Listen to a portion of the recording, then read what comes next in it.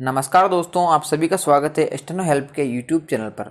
दोस्तों, डिक्टेशन है paid WhatsApp group की डिक्टेशन है जो कि आपको यूट्यूब पर आज फ्री में उपलब्ध करवाई जा रही है। दोस्तों, इसी प्रकार की डिक्टेशन अगर आप रोज़ लिखना चाहते हो तो डिस्क्रिप्शन में लिंक दी हुई है, वहाँ जाइए और व्हाट्सएप ग्रुप को ज्वाइन कीजिए। वहाँ आप डायरेक्ट मेरे को भी मैसेज कर सकते हो ताकि आपको पेड ग्रुप के बारे में पूरी इन्फॉर्मेशन दे दी जाए। पेड ग्रुप में आपको 2 डिक्टेशन मिलेंगी, मॉर्निंग में मिलेगी एक dictation legal dictation, evening time पे आपको मिलेगी एक एडिटोरियल डिक्टेशन। उनकी पीडीएफ आपको साथ में मिलेगी, आउटलाइन आपको साथ में मिलेगी। अगर आप इच्छुक हो तो नाम मात्र के शुल्क में उससे जुड़ें और पूरा फ़ायदा आप लें, क्योंकि एग्ज़ाम जब जैसे ही रिजल्ट आएगा फिर आपको समय बहुत कम मिलने वाला है। तो अगर आप इच्छुक हो तो ATWPM की डिक्टेशन के पेड ग्रुप में शामिल हो जाएं। तो स्टार्ट करते हैं। 3, 2, 1 स्टार्ट। उक्त आदेश के परिशीलन से ऐसा प्रकट होता है कि विद्वान मुख्य न्यायिक मजिस्ट्रेट इस निष्कर्ष पर पहुँचे कि पिटिशनर ने अपने पिटिशनों में प्रश्नगत वस्तुओं के स्वामित्व का दावा नहीं किया था उन्हें इस बात के बारे में संदेह था कि पिटिशनर उन संपत्तियों का स्वामी था या यह कि उसका मृतक चाचा उन संपत्तियों का स्वामी था इसके अतिरिक्त इस बात के बारे में भी संदेह है कि संपत्ति पिटिशनर के कब्जे से ही अधिक अभिगृहित की गई थी इसके अतिरिक्त विद्वान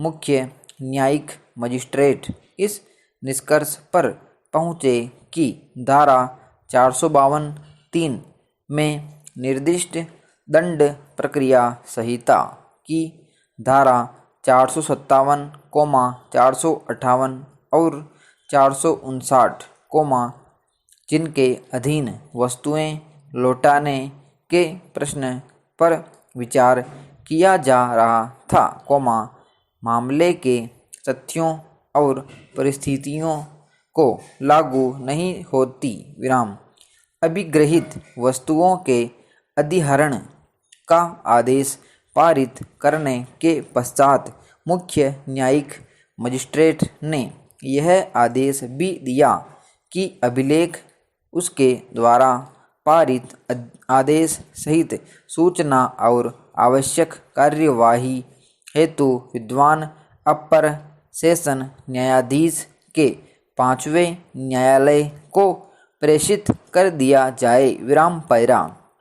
पिटिशनर के विद्वान अधिवक्ता श्री C.R. दास ने यह दलील दी कि अभिलेख पर उपलब्ध सामग्री के आधार पर विद्वान मुख्य न्यायिक मजिस्ट्रेट को इस निष्कर्ष पर पहुंचना चाहिए था कि प्रश्नगत वस्तुएं पिटिशनर के कब्जे से अभिगृहीत की गई थीं और उन्हें पिटिशनर को संपत्ति परिदत्त करने का आदेश पारित करना चाहिए था इस संबंध में श्री दास द्वारा दी गई दलील के गुणागुण पर कोई विचार किए बिना हम इस निष्कर्ष पर पहुँचे कि मुख्य न्यायिक मजिस्ट्रेट और विद्वान अपर सेशन न्यायाधीश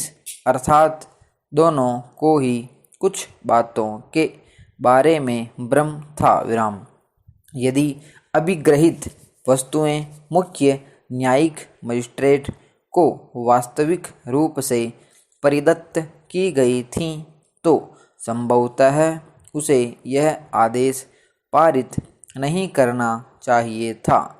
इस आदेश की प्रति सहित अभिलेख सूचना और आवश्यक कार्यवाही हेतु विद्वान अपर सेशन न्यायाधीश के 5वें न्यायालय को प्रेषित कर दिया जाए विद्वान अपर सेशन न्यायाधीश ने यह आदेश पारित किया। मैं यह समझता हूँ कि प्रश्नगत वस्तुएं 24 परगना अलीपुर के विद्वान मुख्य न्यायिक मजिस्ट्रेट को परिदत्त कर दी जाएं, जो उसके बाद दंड प्रक्रिया संहिता की धारा 452(3) के निबंधनों के अनुसार उक्त संपत्ति के निपटारे के प्रयोजन के लिए मामले में आगे कार्यवाही करेंगे। विराम। पक्षकार 24 परगना अलीपुर के विद्वान न्यायिक मजिस्ट्रेट के समक्ष 5 फरवरी 1979 को हाजिर हों। विराम। यथा उद्धृत उपर्युक्त आदेश दंड प्रक्रिया संहिता की धारा 452(3) को स्कीम की भाषा के अनुकूल नहीं है। विराम। अपर सेशन न्यायाधीश के लिए यही पर्याप्त था कि वे केवल मुख्य न्यायिक मजिस्ट्रेट को संपत्ति परिदत्त करने के बारे में ही निर्देश देते। विराम समाप्त। दोस्तों, ये थी डिक्टेशन 5 मिनट 20 सेकंड की। डिक्टेशन आपको कैसी लगी कमेंट करके ज़रूर बताएं। डिक्टेशन अगर आप अच्छी लगी हो, अगर आप अच्छी तैयारी कर रहे हो तो हमारे पेड ग्रुप में शामिल हो और अपनी सफलता को सुनिश्चित करें। धन्यवाद।